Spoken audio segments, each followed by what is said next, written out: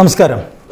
രാഷ്ട്രീയവും മതവും തമ്മിലുള്ള ഏറ്റവും പ്രധാനപ്പെട്ട ഒരു സാമ്യം, രണ്ടും ജനങ്ങളുടെ നന്മയാണ് ആഗ്രഹിക്കുന്നത്. ഏത് രാഷ്ട്രീയ പ്രത്യയശാസ്ത്രമായാലും ഏത് മതഗ്രന്ഥമായാലും ആത്യന്തികമായ ലക്ഷ്യം ജനങ്ങളുടെ നന്മ മാത്രമാണ്. എന്നിട്ടും എന്തുകൊണ്ടാണ് ചിലപ്പോഴെങ്കിലും രാഷ്ട്രീയമൊക്കെ ഇത്രയധികം മലീമസമാവുന്നത്? അതിന് കാരണം ഒന്നേ ഉള്ളൂ, അത് കൈകാര്യം ചെയ്യുന്ന വ്യക്തികളുടെ കുഴപ്പം. രാഷ്ട്രീയ പ്രത്യയശാസ്ത്രത്തോളം തന്നെ, കൊടിയുടെ നിറത്തോളം തന്നെ, കൊടിയുടെ ചിഹ്നത്തോളം തന്നെ പ്രാധാന്യം വ്യക്തിത്വത്തിനും കൂടി കൊടുത്തില്ലെങ്കിൽ നമ്മളൊക്കെ പലപ്പോഴും ഇരകളായി മാറും. ഈ വനവാസികൾ കുരങ്ങനെ പിടിക്കുന്ന ഒരു രീതിയുണ്ട്. കാട്ടിൽ വലിയ മരത്തിലൊരു കുടം കെട്ടിവെക്കും. അതിൻ്റെ വായുവട്ടം വളരെ ചെറുതായിരിക്കും. ഈ കുടത്തിനകത്ത് കടല നിറച്ച് വയ്ക്കും.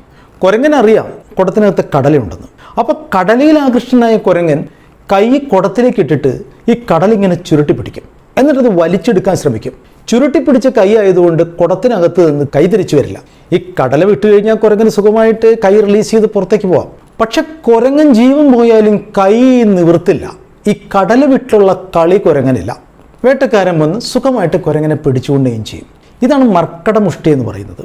ഈ ഒരു രീതി നമ്മൾ അവലംബിക്കാൻ പാടില്ല ഒരിക്കലും. അപ്പോൾ അതുകൊണ്ട് തന്നെ വ്യക്തിത്വത്തിന് പ്രാധാന്യം കൊടുക്കുന്ന ഒരു രീതിയിലേക്ക് നമ്മൾ മാറണം. കൊടിയുടെ നിറത്തെയും പ്രത്യയശാസ്ത്രത്തെയും ഒക്കെ ചേർത്ത് പിടിക്കുമ്പോൾ, അതുമാത്രം ചേർത്ത് പിടിക്കുമ്പോൾ ഒരു കാര്യം ഓർക്കണം. സ്വർണത്തിൻ്റെ പാത്രത്തിൽ വിളമ്പി വയ്ക്കുന്നത് മാലിന്യമാണെങ്കിൽ അത് ഭക്ഷ്യയോഗ്യമാവില്ല.